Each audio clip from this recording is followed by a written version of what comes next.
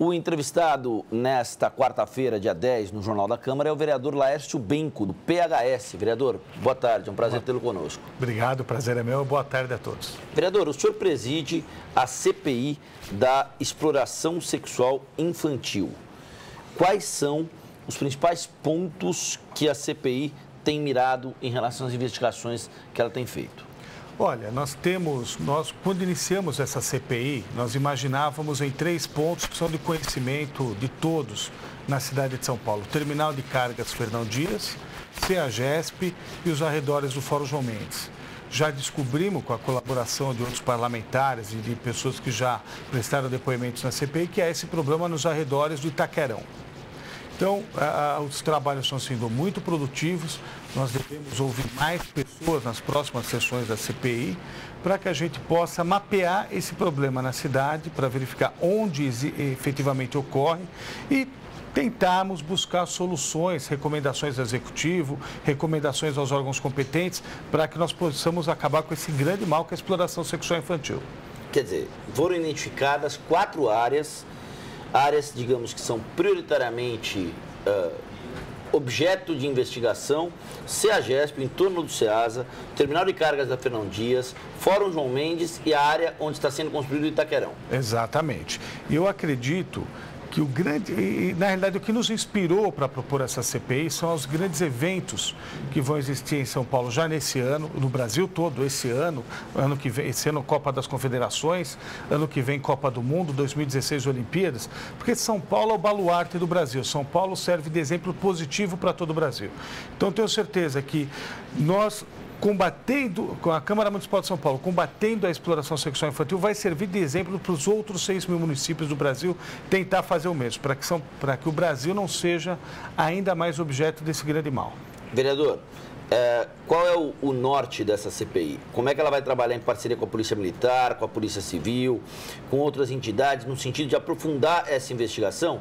Lembrando que a CPI é sobre exploração sexual infantil, ou seja, ela se torna algo muito abrangente para combater um mal que tem se tornado muito recorrente, que é a pedofilia.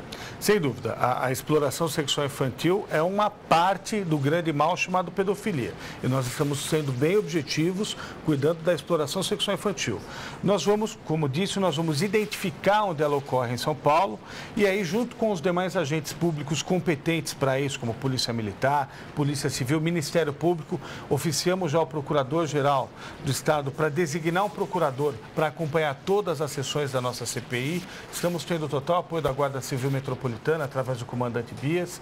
Então, ou seja, vamos primeiro pautar para depois, em conjunto, tentarmos verificar as medidas efetivas para acabar com isso. Temos um prazo de 120 dias, prorrogáveis por mais 120 dias, e acreditamos que no término desse prazo de 240 dias, vamos conseguir trazer resultados bastante efetivos para a cidade. Lembrando que a CPI começou a módicos 60 dias. Menos do que isso, 40 dias. Tá. Isso. Ou seja, tem aí pelo menos mais 200 dias pela frente para trazer resultados palpáveis. Sem dúvida. Tá. Vereador Laércio Benco, o senhor faz parte de um partido que é o PHS, Partido Humanista da Solidariedade. Eu até brinquei com o senhor antes da gente entrar no ar, falei: vereador, como é que é mesmo o nome da sigla do seu partido? Não tem nenhum problema em admitir isso aqui. O senhor é considerado um político que está ligado a um partido nanico, um partido de menor expressão no todo do bolo político, que tem PSDB, PT e PMDB capitaneando os principais cargos do país. Como é presidir estadualmente um partido com essa vertente, um partido nanico em que o senhor chega à Câmara nessa condição? Não vou dizer que é fácil. Os desafios são muito grandes, mas é muito gostoso você poder mostrar que é possível fazer política no Brasil sem estar atrelado ao PT e sem estar atrelado ao PSDB. É muito gostoso você provar que há espaço para o novo, há espaço para o diferente. Quando montamos a chapa e disputávamos a eleição, muitas pessoas falavam: Laércio, eu até votarei em você, mas seu partido não tem condições de eleger ninguém. E provamos que é possível. Com 110 candidatos abnegados que acreditaram no projeto, elegemos um vereador E quase elegemos o segundo. E posso garantir, em 2014, o PHS em São Paulo vai eleger 2 deputados federais e 4 estaduais. Nós vamos fazer isso porque está havendo uma fadiga de material muito grande com os 2 partidos. Se você pegar PT e PSDB, são os 2 partidos que dominam o cenário brasileiro logo após o fim da ditadura militar. Ou seja, a ditadura militar durou 25 anos e já estamos vivendo há 30 anos na ditadura do PT e do PSDB. Então, há espaço para o novo, a população anseia para o novo e o PHS pretende ser o novo na política brasileira. Vereador, esse partido, o PHS, ao qual o senhor está vinculado, e o senhor é presidente estadual dele aqui em São Paulo, ele é um partido de matriz ideológica de centro-esquerda? Podemos dizer que sim. Na realidade, nós pretendemos estar à frente de direita e esquerda, que são... Hoje, no século XXI, você falar em direita e esquerda, você está falando de sinal de trânsito. Direita e esquerda são conceitos ideológicos do século XX que a classe política não conseguiu renovar. Tá? O Cazuza dizia aquela frase, ideologia eu quero uma para viver. O século XXI carece de uma ideologia política nova. E o humanismo solidário está acima de conceitos como direita e esquerda, está muito acima de conceitos como socialismo e como capitalismo, está querendo trazer o conceito do humanismo, onde o ser humano tem que ser o protagonista de todas as políticas públicas. E não o capital e não o Estado como os velhos do século XX preconizavam. Quão possível é transformar o humanismo, que é algo mais conceitual, em algo realmente palatável para a opinião pública, para o povão, para o cara que está lá no Itaquerão, para o cara que gosta de futebol, para aquele que pega trem da CPTM para vir para o trabalho. Como é que a gente vai fazer com que o conceito do humanismo se torne um conceito palpável, mensurável na realidade dessa pessoa? Vou te dizer que já está sendo feito isso. Porque dos 124 mil votos que os humanistas tiveram na cidade de São Paulo nas últimas eleições, 92% deles vieram do povão. O PHS não foi bem votado nos bairros nobres da cidade de São Paulo, mas teve uma votação muito expressiva nas regiões mais periféricas, porque é o povão que está cansado desses conceitos, dessas ideologias velhas, onde o ser humano é sempre esquecido, onde o Estado é colocado como papel importante, onde as grandes empresas, onde o capital privado é colocado como protagonista, o povo é sempre esquecido, o ser humano é esquecido. Então é esse ser humano, principalmente o povão, que já está valorizando o PHS. Tá. O PHS tem 18 prefeitos, 544 vereadores, sendo vereadores em 15 capitais. Há também vereadores em 15 capitais.